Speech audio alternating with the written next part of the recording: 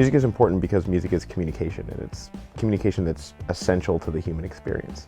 So, going back as long as we've had language, we've had music, maybe even before. And getting your music to sound the best, getting it to translate to the most amount of people is also very, very important.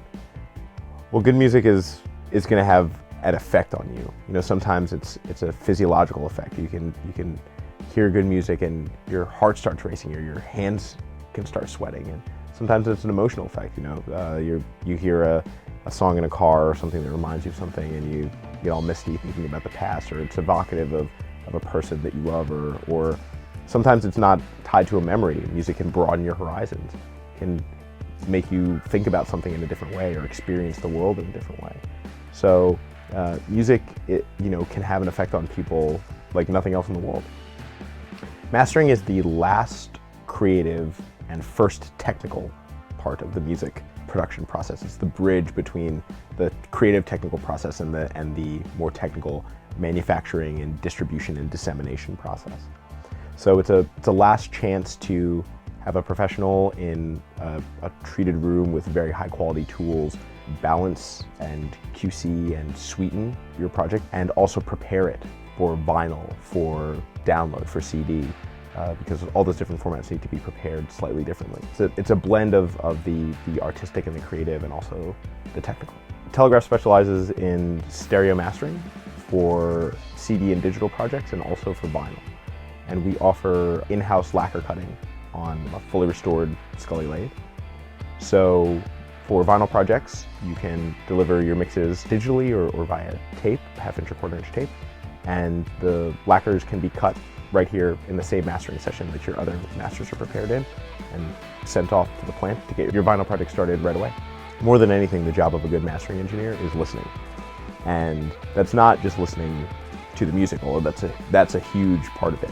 You need to have a well-treated room, a sonically neutral room that allows you to evaluate objectively what's happening with the music and where the music can go, from the mixes that you're given to the masters that can be created. But it's also listening to the client, listening closely to what the client's needs are and what their wants are, and helping them achieve those goals.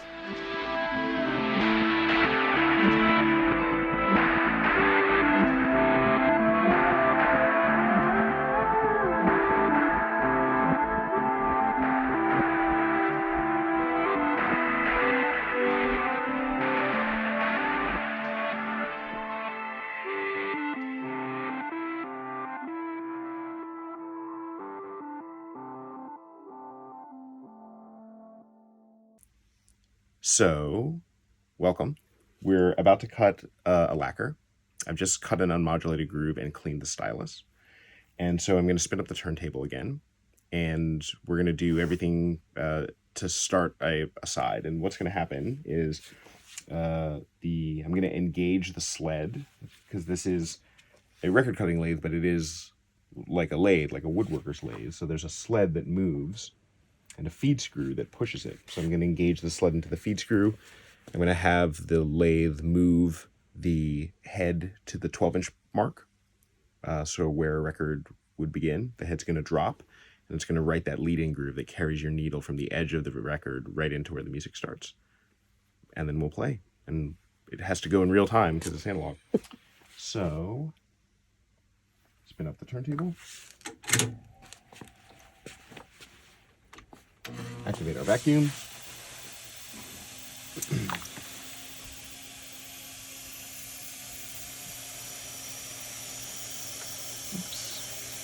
That guy has to really lock on. There it is. Clean off the surface of the disc with a little bit of nitrogen. I'm also going to blast a little bit of nitrogen at the moment of head drop, so the chip that is released when the stylus actually makes contact with the disc, it doesn't gum up. So here we are. It's now writing the leading groove. Stop. Now the music can start.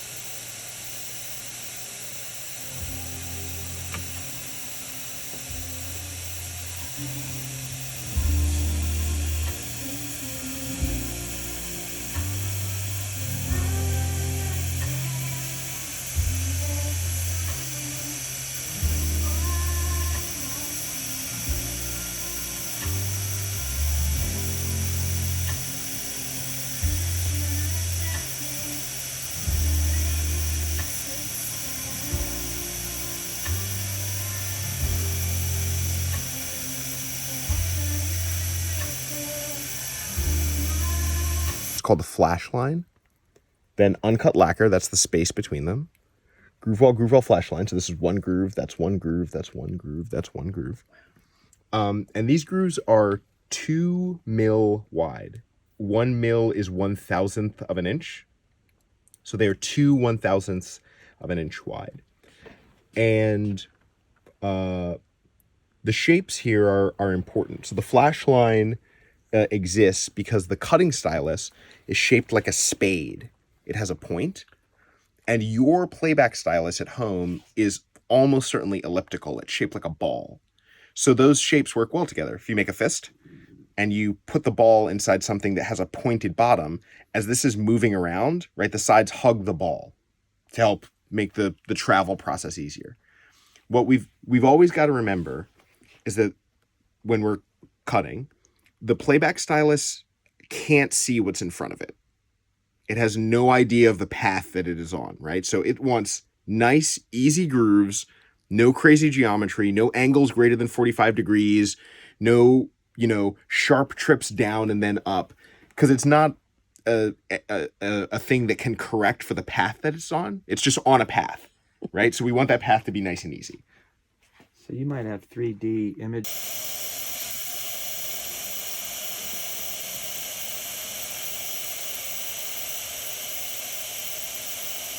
The side is now done. Okay, that's complete. So now we write the lead out groove.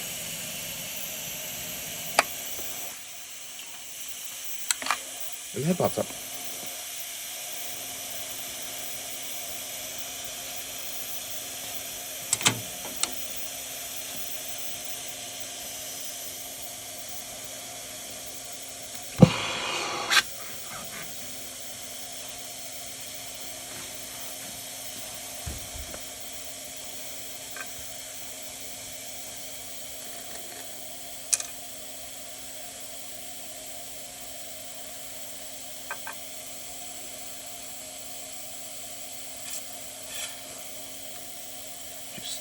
Gently cleaning the stylus with a little bit of acetone to remove any bits of lacquer debris that might be baking onto the stylus.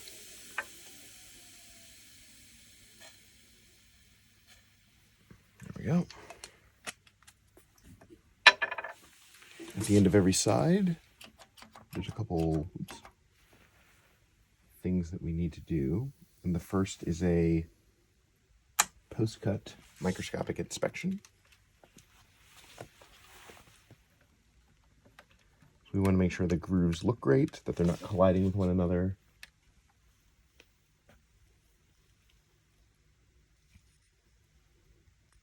So these look terrific.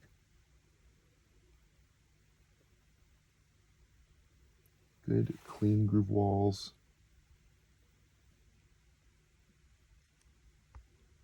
No collisions. There's a little speck of something right there.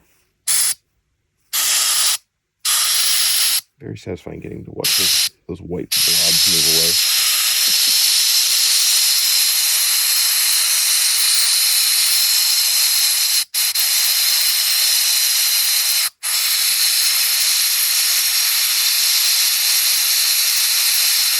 Come on, you. Very stuck. There we go. Got him. Okay.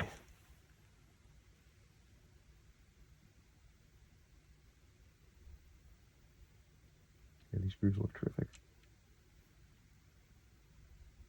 So you can see here what I'm looking at is this is a groove wall, this is a groove wall, and this is the center of the groove in the middle, what we call the flash line.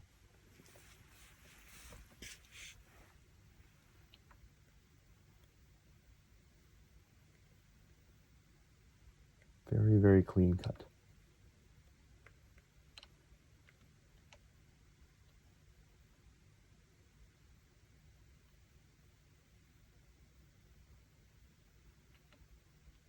That's the space between two songs that was introduced during the cut.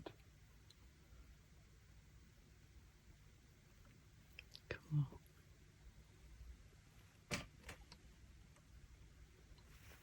And then that's that. So, side has been cut. These look great. So now what's left to do is scribe the matrix number. So this matrix number is KRSN009, and this was the B side. So that coded writing at the center of every record, those are the catalog numbers from the record label, so the lacquers can be tracked through the life cycle of manufacturing. So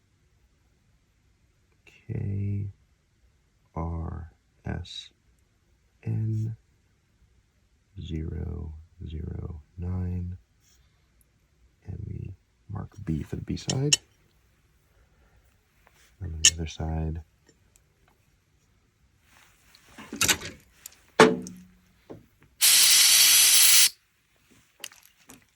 I indicate that it was cut here at Telegraph Mastering.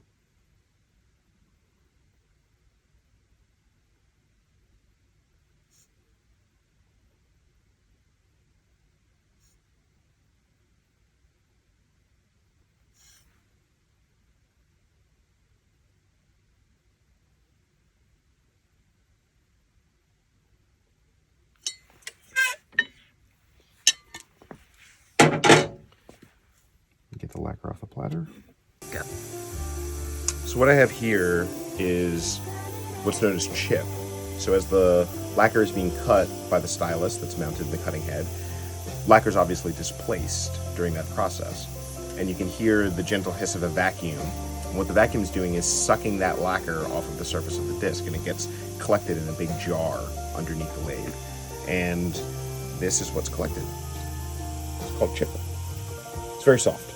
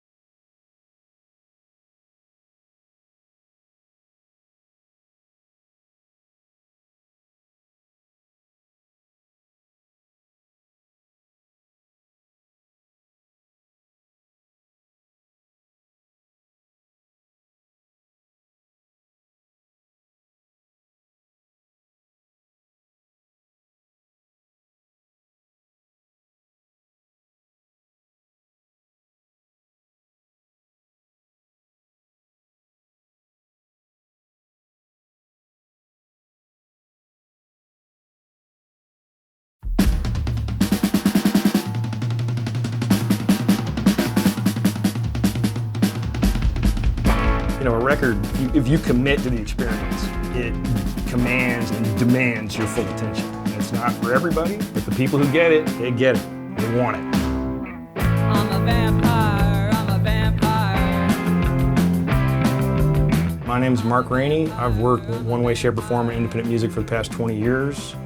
I've, in some way, shape, or form, been involved with just about every step of the process of independent music besides manufacturing until this venture that we're at here now. Cascade Record Pressing, the Northwest's only current pressing plant in the U.S. We manufacture 12-inch vinyl LPs. I'm a vampire itself.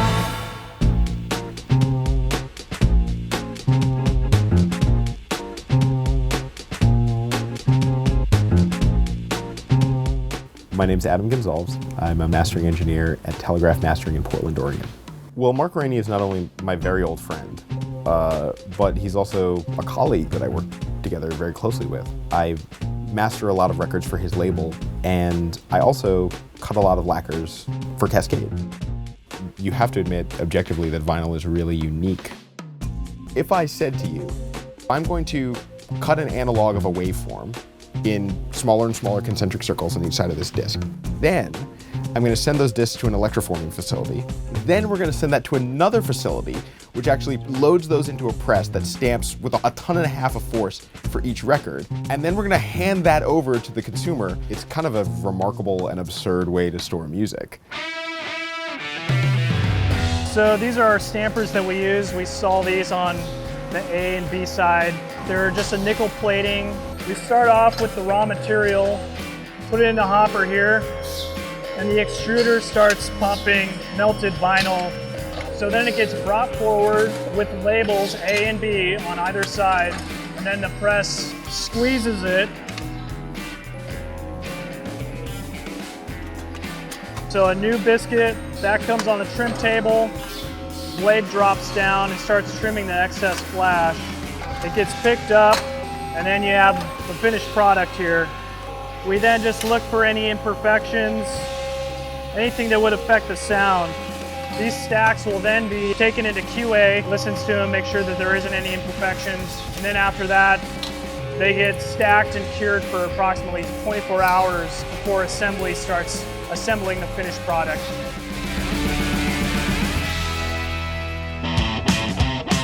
Most of the folks who work here, that's where we come from, independent music. We wanted to provide the service to our community and have our experiences as being band people and label people inform how we interact with the customers. There's a lot of passion behind this. We really take a lot of pride in what we're doing. And they say this all the time, trying to stay in a constant state of improvement. That's sort of the philosophy here.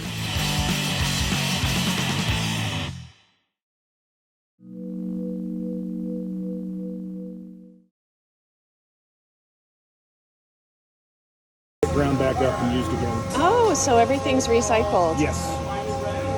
That's awesome. Which is, it's a little frustrating when people are sort of looking for ways to knock the record industry for being, environmentally dangerous or something. I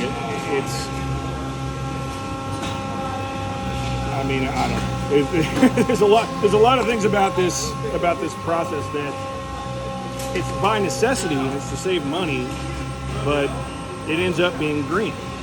You know, we reprocess almost all our waste because this stuff is expensive. We can't just throw it away. Mm-hmm. So as long as it hasn't been contaminated somehow, we have a device in back that punches out the center, so we get the paper out of there, and then we grind the records back up. And then I touched upon the cooling system before. That's a gray water system that recirculates. So we have a supply of water that we sometimes have to top off, but the machines draw from it, and they go through the pipes and the hot molds and all that stuff, and then it cycles back out and it goes outside to a cooling tower, gets cooled down, and then put back into the holding tank. Because if we didn't do that, we'd be flushing about 70 gallons a minute, which would be wasteful and expensive. So. And plus, when you go to the beach, it's not like records are washing up on the shore. You know what I mean? There was this guy it was clearly like the guy was working on his doctoral dissertation or something. He was trying to find the hot take on how records were destroying the environment. It's just ridiculous, It's frustrating. Because again, this stuff isn't landfill. It gets reused, and sure, it's petroleum. But when you look at all the other ways petroleum's used, this is such a minuscule part of that, just people debating that on the internet, the amount of energy it takes to power that debate online is more damaging. You know what I mean? It's completely disproportional, and as you can probably tell, one of my pet peeves. PVC. And it gets loaded into the hopper. So here's what we start with. Looks like we're doing some kind of orange mix, probably not too dissimilar to this. So you got a yellow base and a little bit of red in there. I'm assuming that's because red is probably more dominant than yellow, at least as far as the chemical makeup of the compound. So it looks like just a little bit goes a long way. So that's loaded in this hopper here, and that's just gravity fed into this extruder barrel. And inside the barrel is a an auger screw. And so every cycle, the transmission engages, the auger screw turns, and the PVC is extruded into this, I don't know if you can see, are you filming? Yes. If you come over here on this side, you can actually see the orange kind of poking out there. So that I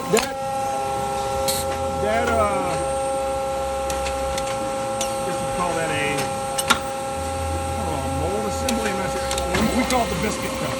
So there you just turn it on again. So it's turning and it's sort of squeezing out like toothpaste into the biscuit cup. You can see the material kind of poke out there on the side. So it's pulling up, and then it just turned off. So what's going to happen next if you move down here is you've got the A side and B side labels sitting on the label cages, and I guess the one that's getting ready to go in the press, they're held in place by vacuum there and there. And so this carrier is going to go forward, catch the completed record, and then deliver the material for the next record inside the pressing table. So you've got label, material, label, and then it just compresses.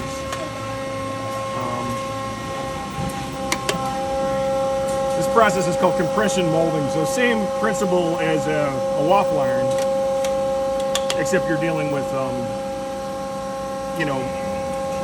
microscopic resolution of information stored on a piece of plastic. So we're talking 150 tons of pressure. That's what's required to get all the plastic fully into the shape of the stamper. So you can see this. That's the A and B side stamper are on either side of the mold there. And then it just compresses again, and the material just kind of rolls out over the surface. And it's helpful too that it's color vinyl, so you'll be able to see, but you'll see the materials kind of squish out the ends in there. And then this gripper arm, there's one on the other side too. They're hanging onto the object by the flash, by the extra material, so that when it opens up, that's what holds it in place for the carriers to catch it. And that's how they're able to isolate it without touching the program material, touching the face and damaging it. You see there.